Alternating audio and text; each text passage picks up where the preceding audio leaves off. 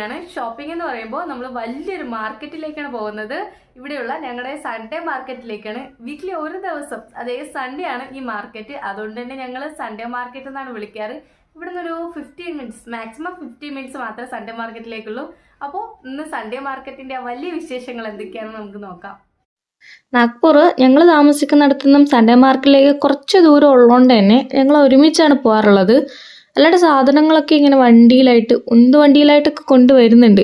പക്ഷെ അതിന് കുറച്ചുകൂടി വില കൂടുതലാണ്. ഈ സൺഡേ മാർക്കറ്റിനേക്കാളും കുറച്ചുകൂടി വില കൂട്ടിയിട്ടാണ് അവർ വിൽക്കാറ്.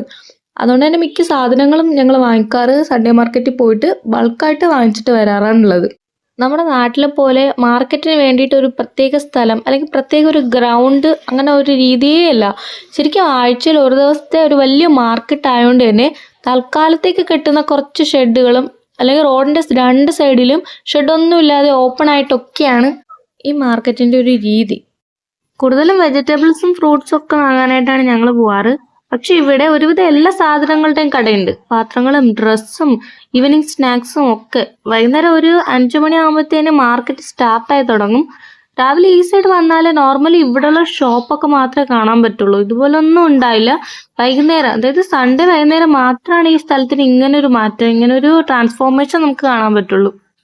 ഞങ്ങളിപ്പോൾ 4 മണി ആകുമ്പോഴത്തേനുമാണ് ഇവിടെ എത്തിയത്. അതുകൊണ്ട് തന്നെ ഇവിടെ അത്ര തിരക്കില്ല.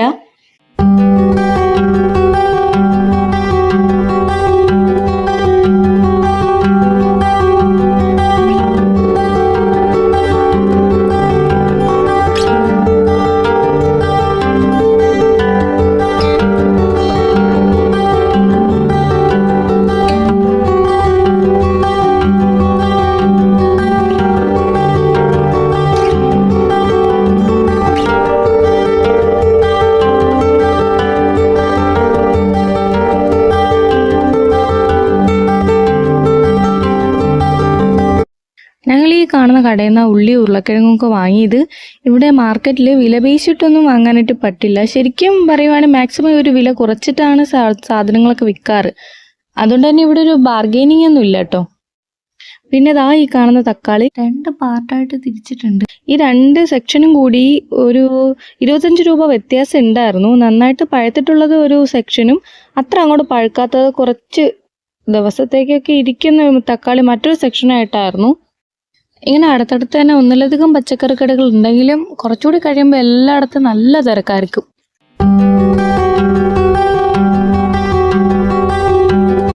ഇപ്പൊ ചോളത്തിന്റെ സീസൺ ആയതുകൊണ്ട് തന്നെ ഇവിടെ മിക്ക സ്ഥലത്തും ഇതുണ്ട്. എന്നാലും ഞങ്ങൾ ഇവിടെ നിന്നാട്ടോ വാങ്ങിയത്. 100 രൂപയ്ക്ക് 6 എണ്ണം വെച്ച് കൊടുക്കുന്നുണ്ട് ഇവിടെ. നല്ല വലിയ സൈസുള്ള ചോളം തന്നെയായിരുന്നു.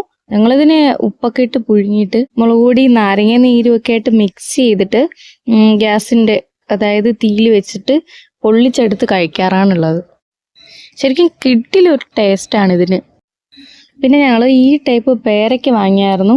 ശരിക്കും ഇതിൻ്റെ സൈസ് നമ്മുടെ നാട്ടിലെ 2-3 പേരയ്ക്ക ഒന്നിച്ച് വെച്ചാലുള്ള അത്രയും സൈസ് വരും. ഇതിൻ്റെ ഒന്നിന് തന്നെ അത്രയും സൈസ് വരുന്നതുകൊണ്ട് ഇത് 2 എണ്ണം 50 രൂപയായിരുന്നു.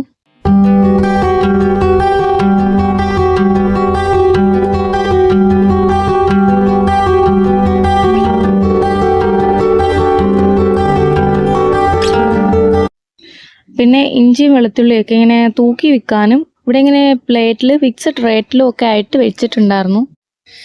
പിന്നെ കുറച്ച് കഴിഞ്ഞപ്പം പാലക്കിൻ്റെയും നമ്മുടെ നാടൻ ചീരയുടെയൊക്കെ ഒരു കട ഉണ്ടായിരുന്നു. അതിൽ നിന്ന് ഞങ്ങൾ കുറച്ച് ചീരയാണ് വാങ്ങിയത്.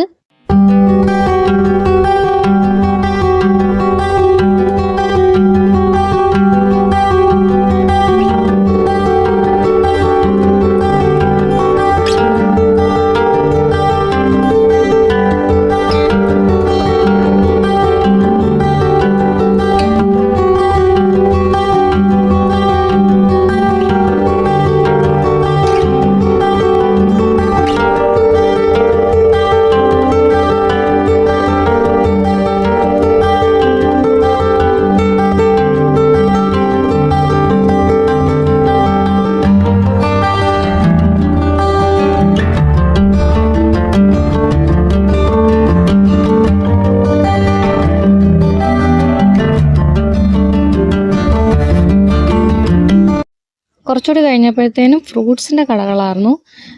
പിന്നെ അവിടെ നിന്ന് ഞങ്ങൾ ഇലന്തപ്പഴം ആപ്പിൾ ബെയർ വാങ്ങിയായിരുന്നു. ഇന്ത്യൻ ജുജുബി എന്നൊക്കെ ഇതിനെ പറയാറുണ്ട്. എനിക്കിത് ഭയങ്കര ഇഷ്ടമാണ്. ചെറിയൊരു മധുരമൊക്കെ ഉണ്ട്. ഏതാണ്ട് ആപ്പിളിനെ പോലെ തന്നെയാണ്. പക്ഷെ ആപ്പിളിൻ്റെ ഉള്ളിലെ സീഡിനെ പോലെ ചെറിയൊരു സീഡല്ല, കുറച്ചുകൂടി വലിയ ഒരൊറ്റ സീഡായിട്ടാണ് ഇതിന്. തിരിച്ചു വരുമ്പോൾ വഴിയിലൊക്കെ വില കുറച്ച് ജാക്കറ്റ് വിൽക്കുന്ന ഒത്തിരി കടകളുണ്ടായിരുന്നു. പിന്നെ ഫിഷിനെ ഇങ്ങനെ റോഡിൻ്റെ സൈഡിൽ വിൽക്കാനായിട്ട് വെച്ചിട്ടുണ്ടായിരുന്നു. അവിടുന്ന് ഞങ്ങളൊരു ഗപ്പീനെ വാങ്ങി.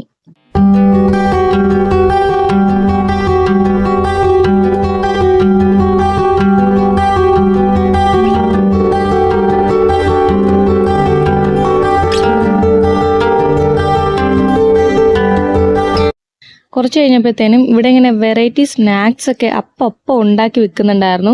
കൂടുതലും സ്വീറ്റ്സ് ആയിരുന്നു. ഞങ്ങൾ ഈ കാണുന്ന ഒരു ബജ്ജി പോലുള്ളൊരു സ്നാക്കാണ് വാങ്ങിയത്. ശരിക്കും നമ്മുടെ നാട്ടിലെ ഉള്ളിവടയുടെ അതുപോലെ ഇരിക്കും കാണാനായിട്ട്. പക്ഷേ ഇത് കോളിഫ്ലവർ കൊണ്ടിട്ടാണ് ഉണ്ടാക്കിയത്. ഉള്ളിവടയുടെ മറ്റൊരു വേർഷൻ ആണെന്നൊക്കെ വേണമെങ്കിൽ പറയാം. അങ്ങനെ കുറച്ചധികം സാധനങ്ങളൊക്കെ വാങ്ങിയിട്ട് വീട്ടിലേക്ക് പോകുന്ന വഴിയാണിത്. അപ്പോഴേക്കും സമയം കുറച്ചായി, നേരെ ഇരുട്ടിട്ടുണ്ടായിരുന്നു. അപ്പോൾ ഈ വീഡിയോ എല്ലാവർക്കും ഇഷ്ടമായെങ്കിൽ ലൈക്ക് ചെയ്യുക, സബ്സ്ക്രൈബ് ചെയ്യുക. Thank you.